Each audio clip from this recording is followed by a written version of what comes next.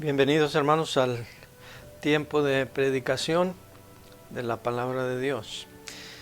Si tienen Biblias, ahí les pido que abran al Evangelio de Juan, capítulo 20. Voy a leer 2 versículos que van a aparecer también aquí en la pantalla. Dice así la palabra de Dios. Hizo además Jesús muchas otras señales en presencia de sus discípulos, las cuales no están escritas en este libro. Pero estas se han escrito para que creáis que Jesús es el Cristo, el Hijo de Dios, y para que creyendo tengáis vida en su nombre. ¿Cuál es la fe que salva? Todo mundo dice tener fe, pero ¿qué es fe? ¿Fe en qué? Y de todas las clases de fe de las que habla el ser humano, ¿cuál de esas es realmente la que lleva a la salvación? De eso es lo que vamos a hablar. Pero vamos primero a pedir la ayuda de Dios. Señor Jesucristo, pensando en que el destino eterno de almas están en la balanza, Señor, temblamos al pensar en lo solemne y lo trascendente de la predicación de tu santa palabra. Y por ello, Señor, sabiendo que en nuestras fuerzas no podemos hacer la obra de Dios, Señor, rogamos tu unción, rogamos tu presencia y rogamos, Señor, que tú produzcas fruto de la semilla que se siembre por medio de este mensaje. Te lo pido en el nombre de Cristo. Amén.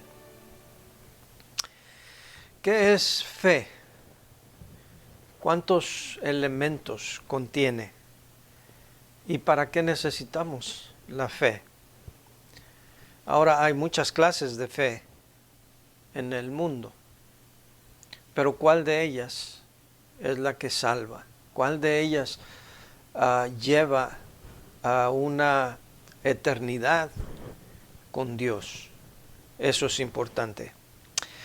Vamos a ver primero qué significa fe. El significado de fe, y no necesariamente desde un sentido religioso, la Real Academia Española tiene una larga definición, como pueden ver aquí.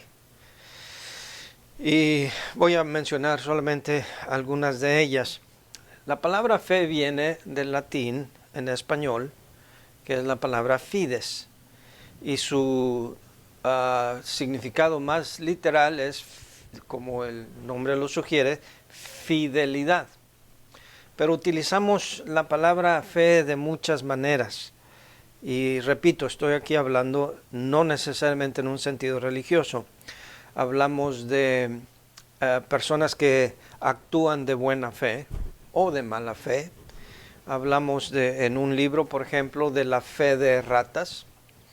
Hablamos de fe en el sentido de convencimiento, de decir, bueno, yo tengo mucha fe, queriendo decir con ello que uno está plenamente convencido. Puede ser una fe relacionada a un evento, ya sea en el pasado o hacia el futuro, casi más bien lo aplicamos hacia el futuro, o en la confianza que le depositamos a la palabra de alguien, ¿verdad? Es que yo le tengo mucha fe a un sistema, a una ideología.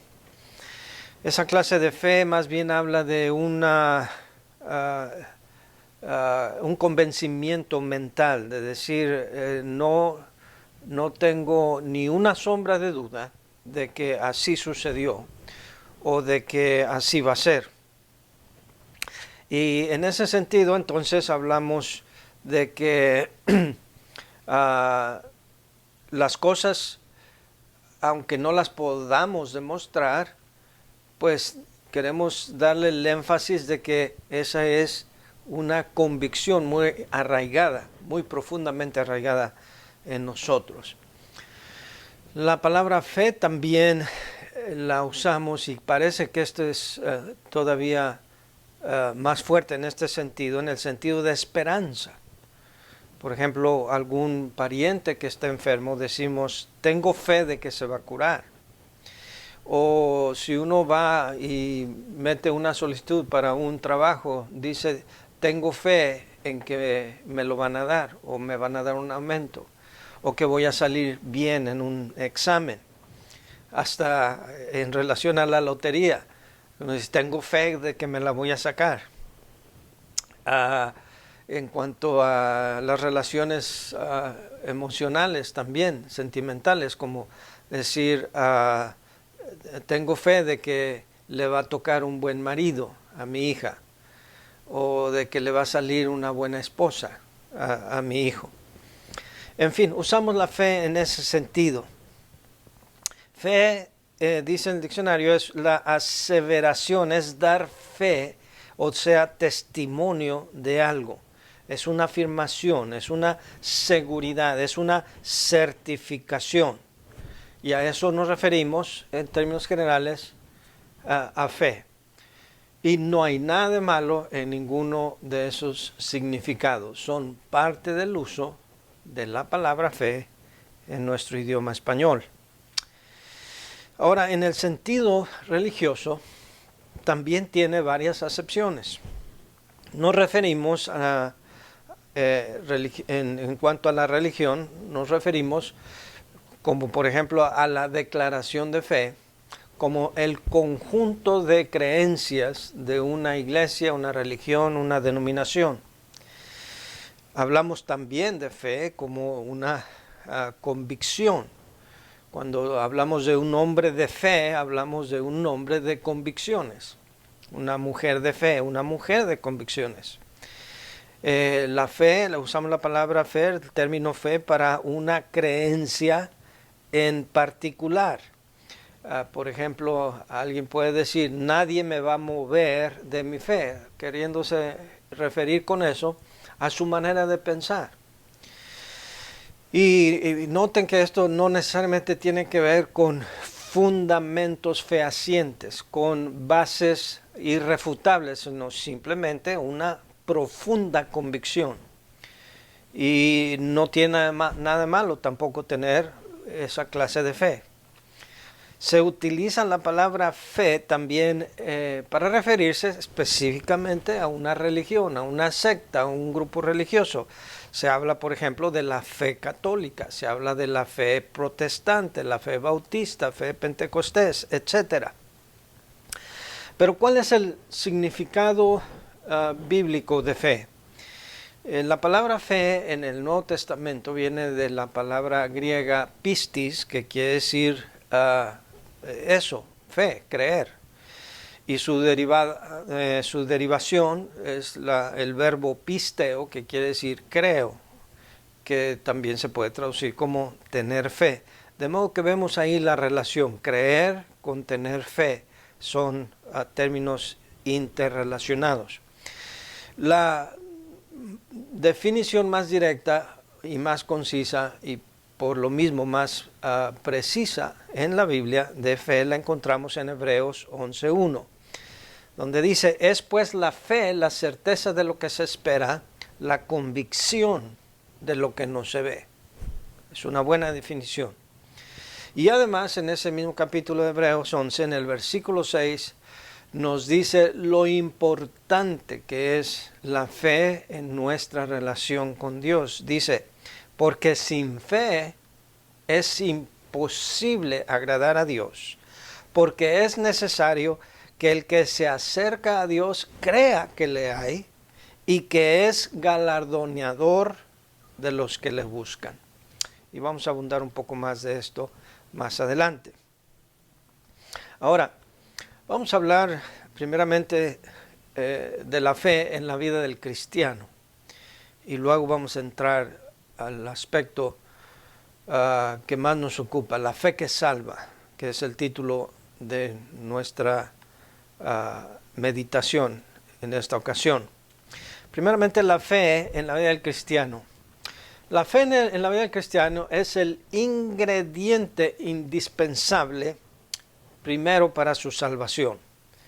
La Biblia dice en Juan 1, versículos 11 y 12, hablando del Señor Jesucristo, a lo suyo vino, pero los suyos no le recibieron. Mas a todos los que le recibieron, a los que creen, y recuerden, creer es tener fe, a los que creen en su nombre, les dio potestad de ser hechos hijos de Dios. Segunda de Corintios 5:7 dice, porque por fe andamos, no por vista. Colosenses 2:6. Por lo tanto, de la manera que habéis recibido al Señor Jesucristo, andad en Él. Entonces, la fe es indispensable, primero para la salvación, y segundo, en la vida cristiana, para continuar en la vida cristiana, se necesita también la fe. Porque como ya leímos en Hebreos 11:6, porque sin fe es imposible agradar a Dios. Entonces no podemos empezar por la fe y terminar por las obras o por la vista. Hebreos 10:38 dice, mas el justo vivirá por fe, y si retrocediere, no agradará a mi alma. Entonces, ¿dónde está la fe en la vida del cristiano? No podemos simplemente entrar a la vida cristiana por la fe y dejarla colgada ahí en el perchero y continuar la vida cristiana así. No, tenemos que cargar con ella si es que vamos a tener éxito en la vida cristiana, si es que vamos a tener victoria en la vida cristiana y, en pocas palabras, si vamos a agradar a Dios en nuestra vida, en todo lo que hacemos. Todo tiene que ser basado en la fe. Una iglesia de personas de color en los Estados Unidos, en una ocasión el pastor los convocó a una reunión de oración. Había habido mucha sequía por varios días, semanas probablemente, en su región, y el pastor dijo, bueno, vamos a tener una reunión de oración y vamos a orar para que Dios mande la lluvia. Cuando llega el día en que la iglesia se había convocado al aire libre para orar por la lluvia, el pastor empezó a mirar a todo mundo y les dijo, ¿qué vinieron a hacer aquí? Y la gente dijo, bueno, venimos a orar. Y dijo él, ¿y a orar por qué? Por la lluvia. Les dijo, ¿y dónde están sus paraguas? Todo el mundo apareció sin paraguas. Y en realidad ese, aunque humorístico y chistoso, ese parece ser el común denominador de muchos cristianos, ¿verdad? Decimos que creemos en Dios, decimos que creemos que Dios todo lo puede hacer, pero cuando llega el momento de la prueba, nuestra fe falta. Cuando empieza a escasear la comida, cuando empieza a escasear los fondos económicos, cuando el futuro se ve incierto, cuando se pierde el trabajo, cuando se quebranta la salud, como lo que muchos estamos pasando en estos días, es ahí donde verdaderamente se prueba nuestra fe. Si caemos en la desesperación, y si recurrimos a la ayuda del hombre, y si desesperamos, y entonces hasta en algunos casos recurrimos a medios ilícitos que no son agradables a Dios, pues no vamos a agradar a Dios, no vamos a crecer espiritualmente, no nos vamos a desarrollar y a ser la clase de cristianos que Dios quisiera que nosotros fuéramos, para darle honra a Él y para ser testimonio a los que no creen en Dios todavía. Los cristianos en la Biblia, los que llamamos grandes hombres de Dios, grandes mujeres de Dios, descritos en este capítulo 11 de Hebreo, que el capítulo mismo se conoce como el salón de la fama, o el salón de la fe, salón de la fama de la fe de los cristianos. Allí pasan desfilando cada uno de los que hicieron alguna hazaña basada en la fe, como Elías, que oró para que no lloviera, Y como volvió a orar, y entonces Dios escuchó y vino la oración. Y describe ahí a todos los grandes personajes de la Biblia. No ha habido mejor tiempo, hermanos, que este tiempo para ejercitar la fe. La Biblia dice que muchas son las aflicciones del justo, pero de todas ellas las librará Jehová. Y nosotros que decimos que conocemos a Dios y que nos adentramos a las Escrituras y por lo menos sabemos, quizás no en último detalle, pero sabemos de cómo serán las cosas en los últimos tiempos, porque Dios nos las ha revelado en su palabra. Y como digo, aunque no tengamos cada uno de los detalles, en términos generales sabemos cómo va a terminar el libro. Ya tenemos el último capítulo, ya lo leímos, ya sabemos lo que vendrá, sabremos que vendrá la tribulación. Y antes de eso sabemos que vendrá el arrebatamiento de los creyentes, y sabemos que vendrá el reinado milenial, y sabemos que vendrá el juicio del gran trono blanco, y luego viviremos para siempre en la eternidad. Nosotros ya sabemos todo eso. Pero entonces, ¿por qué cuando nos afrontamos a circunstancias como las que estamos afrontando, en donde hay muerte, donde hay dolor, desafortunadamente creyentes han caído víctimas al coronavirus, pastores o esposas de pastor, hijos, han perdido la vida? Y menciono esto porque esto es lo que estamos viviendo ahora, aunque durante todos los tiempos, en todo tiempo, ha habido accidentes, ha habido muertos por cáncer. Esta semana han muerto 2 grandes colaboradores en la obra que han levantado en alto el nombre de Dios. Y nada relacionado con el coronavirus, pero nos muestra esto de que Dios está en control de nuestras vidas, y que Dios también permite, como en la vida de Job, que pasemos por circunstancias difíciles en donde nuestra fe va a ser probada por fuego, y en donde el mundo alrededor nuestro, especialmente los que no conocen de Dios, van a ver cómo nosotros reaccionamos bajo presión a circunstancias adversas que todo mundo tiene, porque nosotros no somos exentos, no estamos exentos a pasar por pruebas, por tribulaciones, a probar lo salado de nuestras lágrimas, a sentir pesar, a sentir abandono, ansiedad. No estamos exentos a nada de eso, pero sabemos que Dios está con nosotros, como promete Isaías y tantos otros pasajes de la Biblia. Cuando pases por las aguas, yo estaré contigo,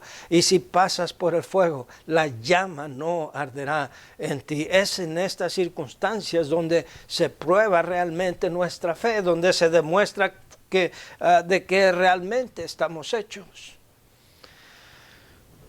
Jorge Mueller, o George Mueller, como es conocido, el benefactor de los huérfanos en Bristol, famoso por su confianza en el Señor, su fe en las promesas de Dios. Se dice que él fue invitado a Quebec a predicar. Él nunca había estado en América. Toda su vida, su ministerio había estado en Londres, en Inglaterra. Y en este viaje, él tenía su cita para llegar a predicar a Quebec, a un día y a una hora señalados. Preguntó al capitán del barco cuándo llegarían a Quebec, y el capitán le dio una fecha estimada que era más allá de la fecha cuando Mueller debería estar allá. Y Mueller le dijo esto al capitán, le dijo: no es posible, no puedo llegar en esa fecha, porque nunca he llegado tarde a una cita para predicar, y no pretendo llegar tarde a esta. Que contraste, ¿verdad?, con la filosofía y la mentalidad actual en donde probablemente muchos predicadores más bien diríamos, nunca he llegado temprano a una cita de predicación y no pienso llegar temprano a esta. No, Müller era otra casta, otra mentalidad. El capitán, cuando escuchó estas palabras de Müller, dijo, pensando dentro de sí mismo, digo, pues yo no sé cómo le piensa hacer porque este buque no puede ir más fuerte. Y entonces insistió, Müller dijo, pero no podemos ir más rápido. Y el capitán dijo, mire cómo está la niebla, es una niebla espesa, no podemos ir más rápido, correríamos mucho peligro. Entonces Müller le pregunta al capitán, le dice, ¿hay algún lugar donde yo pueda ir a orar en privado? El capitán le dice, bueno, el único lugar es allá abajo en las máquinas. Ahí es el único lugar donde puede orar. Y entonces Müller dijo, muy bien, pues voy a ir a orar. Y el capitán, que se decía creyente también, le dijo, ¿puedo ir yo con usted? Y Müller se sintió contento de que alguien quisiera acompañarlo. Le dijo, claro que sí, vamos. Fueron allá abajo y se pusieron de rodillas y Müller empezó a orar con aquella intensidad, con aquel fuego característico de él, donde él rogaba, Señor, yo sé que tú me escuchas, Señor, yo tengo que llegar a este lugar, Señor, despeja esta niebla para que podamos ir más rápido y pueda yo llegar a tiempo a mi cita. Y después de orar con aquel fervor, dice amén a su oración y se iba a levantar cuando el capitán lo detiene y le dice, perdón, señor Müller, falto yo de orar. Y el señor Müller le dice, no quiero que ore usted. Y el hombre, el capitán sorprendido, le dice, pero ¿por qué no? ¿Por qué no quiere usted que yo ore? Y Müller lo mira a los ojos y le dice, por dos razones. Una, porque usted realmente no cree en la oración. Y se quedó sorprendido el capitán, ¿verdad? Pero no podía arguir contra eso. Y le dijo, y en segundo lugar, porque ya la niebla se ha desvanecido. Y el capitán incrédulo va rápidamente a la cubierta. ¿Y cuál fue su sorpresa? Que efectivamente la niebla se había despejado. Eso, queridos hermanos, es la clase de fe que nos falta a muchos de nosotros. Y es la clase de fe que necesitamos ejercitar. Pero ahora quiero hablar acerca de la fe que salva. La fe que salva.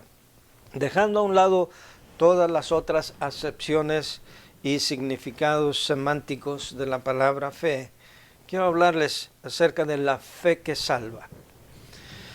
La fe tiene tres elementos, la fe que salva. Primero tiene que tener un objeto, o sea, en dónde o en quién está depositada esa fe. Número dos, la fe que salva debe tener un propósito. ¿Ok? Fe, ¿para qué? ¿Cuál es el objetivo de la fe? ¿Para qué es lo que quiero tener fe? Y número tres, tiene que tener un contenido. Un qué, creer qué. Entonces, aquí está, en resumen, el contenido realmente de mi mensaje. La fe tiene que tener, primeramente, un objeto, en quién se deposita, hacia quién o qué va dirigida. Número dos, tiene que tener un propósito y número tres, tiene que tener un contenido. Déjenme abundar sobre cada uno de estos. Así como el agua necesita un recipiente para ser contenida, para ser mantenida, así también la fe necesita un recipiente. Ese recipiente es el objeto de la fe. ¿Qué es lo que va a contener la fe? En este caso, la fe que salva La fe que salva tiene un contenido, un objeto que es una persona, en este caso, que es el Señor Jesucristo. Un fuerte deseo no es fe que salva. Una confianza ciega en una creencia o en una aparición o en algún hecho sobrenatural no demostrable, una confianza ciega, por ejemplo, en un abogado que lo va a ayudar en un caso, o en una religión o fe o lo que sea, eso no es necesariamente una fe que salva, porque necesita el objeto en quien está poniendo su fe. Mire, déjenme mostrar algunos ejemplos. Cuando la gente dice, por ejemplo, yo tengo fe que todo va a salir bien, como en este tiempo de la pandemia. Nosotros, y aquí cada quien puede insertar en el espacio en blanco el adjetivo o el gentilicio que quiera poner. Nosotros los mexicanos, o nosotros los chihuahuenses, o nosotros los venezolanos, somos una raza resiliente, no nos damos fácilmente por vencidos, tenemos determinación, coraje, valor, valentía, aguante, y está bien, pero ¿fe en quién? Tengo fe que nos va a salir bien, pero ¿en qué basas esa fe? O más bien dicho, ¿en quién? ¿En nosotros mismos? ¿En el presidente? ¿En Bill Gates, que está usando su fortuna para encontrar una vacuna para el coronavirus? ¿Fe en quién? La fe que salva está depositada en una persona. Dice la Biblia en Juan 3:16, versículo más famoso de la Biblia, porque de tal manera amó Dios al mundo que ha dado a su Hijo unigénito para que todo aquel que en Él cree, ahí está la palabra pisteo, tener fe, para que todo aquel que en Él cree, ¿en quién? En el Hijo de Dios, no se pierda, mas tenga vida eterna. Entonces la fe que salva comienza con el blanco, con el objeto correcto, y ese objeto es el Señor Jesucristo. Es una persona, ni siquiera es un sistema de creencias, un conjunto de creencias religiosas sobre las que podamos descansar confiadamente y decir, con este sistema de creencias sé que estoy a salvo y me voy a salvar. No es así. Miren lo que dice Romanos 10, 9 y 10, que si confesares con tu boca que Jesús es el Señor y creyeres en tu corazón que Dios le levantó de los muertos, serás salvo, porque con el corazón se cree para justicia, pero con la boca se confiesa para salvación. Y otra vez, creer que Jesús es el Señor tiene que estar en Él. No en la iglesia que predica del Señor Jesucristo, no en la iglesia que mejor ha representado la persona del Señor Jesucristo, en Jesucristo mismo. Allí está la salvación. Juan 5:24 dice, de cierto os digo, el que oye mi palabra y cree al que me envió, tiene vida eterna y no vendrá condenación, mas ha pasado de muerte a vida. Fe en el Señor Jesucristo. Entonces, número uno, la fe tiene que tener un objeto. Ese objeto es la persona de Cristo. Y número dos, necesita un propósito. ¿Fe para qué? Y aquí otro ejemplo. Tengo fe, alguien dirá, que va a salir bien de la operación. Cuando tiene algún pariente enfermo que va a pasar por una cirugía delicada, dice, tengo fe. Muy bien, qué bueno que tenga fe. Nada malo con ello. Pero la fe que salva necesita primero un objeto y luego un propósito. ¿Fe para qué? ¿Sí? La razón principal de la fe que salva es, como la frase lo sugiere, para salvación.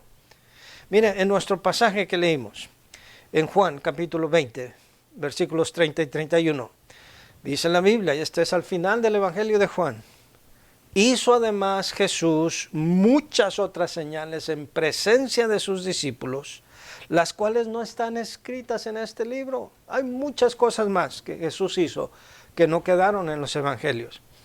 Pero aquí está lo importante, versículo 31. Pero estas se han escrito para que creáis que Jesús es el Cristo, el Hijo de Dios, y para que creyendo tengáis vida en su nombre. Ahí está la salvación, tengáis vida en su nombre. Entonces, no solamente es fe en Cristo, sino que es fe para salvación. Entonces, tener fe que su pariente va a salir bien de la operación es fe para sanidad, pero no es fe para salvación, ¿entiende? Entonces, es bueno usar de esa clase de fe cuando las circunstancias lo ameriten, pero no podemos arguir un día delante de Dios: es que yo tuve mucha fe de que mi tío Pablo iba a salir bien de la operación y por eso yo necesito entrar al cielo. Esa clase de fe no tenía nada que ver con la salvación. La fe que salva tiene un objeto, tiene un propósito, es para salvación. El propósito equivocado es, puede ser la sanidad en sí misma, o el bienestar económico, o aún el bienestar emocional, y aún los milagros, mire, de sanidad. Jesús no anduvo sanando a la gente simplemente para que estuvieran bien, para que se sanaran. Todo, porque mire, todos los que Jesús sanó, el paralítico, el ciego de nacimiento, la mujer que tenía flujo de sangre, y tantos otros, y aún a los que levantó de los muertos, como a Lázaro y a otros, murieron. Murieron. El asunto no era que Dios quisiera proveer, y sí lo quiere, proveer bienestar y sanidad física, temporal. Él es capaz de hacerlo. Pero Dios quiere, más allá de eso, dar la salvación de tu alma. Entonces, aún las sanidades, aún los milagros de sanidad que Jesús realizó en su ministerio terrenal, tenían como propósito que la gente se diera cuenta quién era Él, para que la gente clamara como los discípulos clamaron cuando calmó la tempestad: ¿quién es este que aún los vientos y el mar le obedecen? Como cuando habló con la mujer samaritana junto al pozo de Jacob, y como en la entrada del templo, y tantas otras ocasiones, la gente, por sus milagros, los milagros eran sus cartas de recomendación.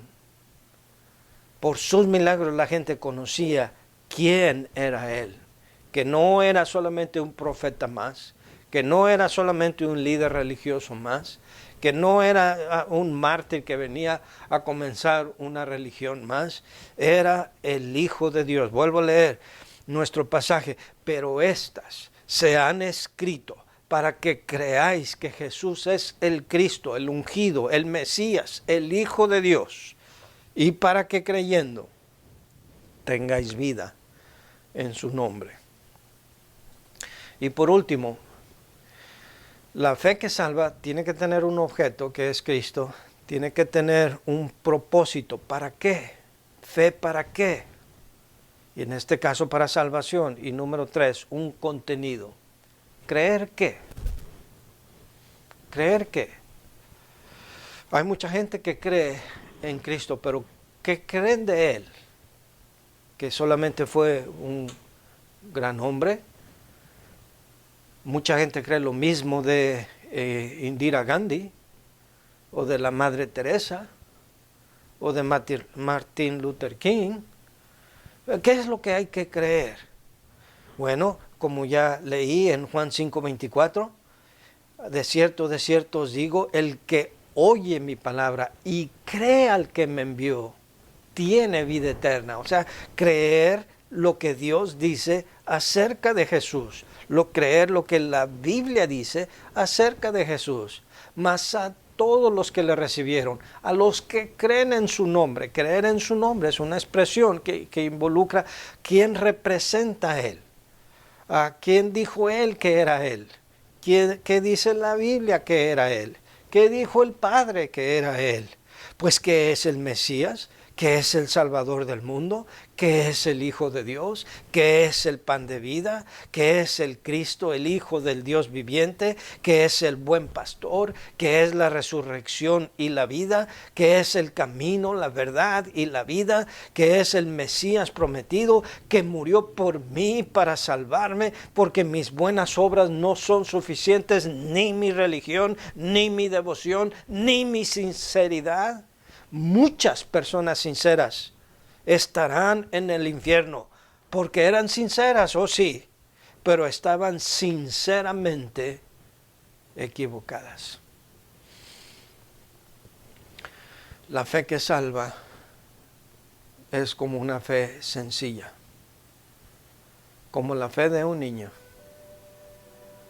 Un niño, si su padre lo pone arriba de una barda y le dice, lánzate.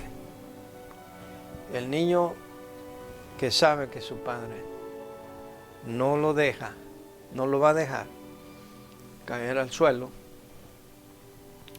el niño se avienta con una fe ciega, sabiendo que su padre lo va a sostener.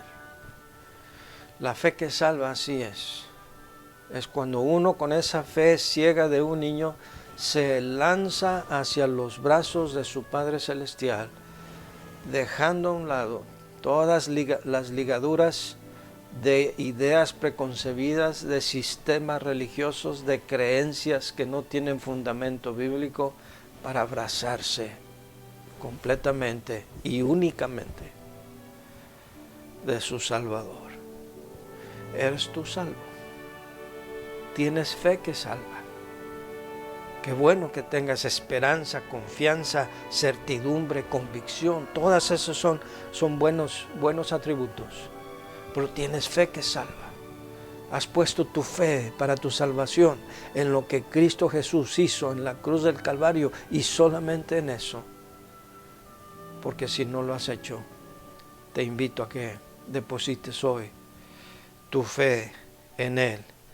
Porque como dice la Biblia en este pasaje que ya leí en Hebreos 10:38, mas el justo por la fe vivirá, y si retrocediere, no agradará a mi alma. Yo te invito a que hagas esta oración conmigo.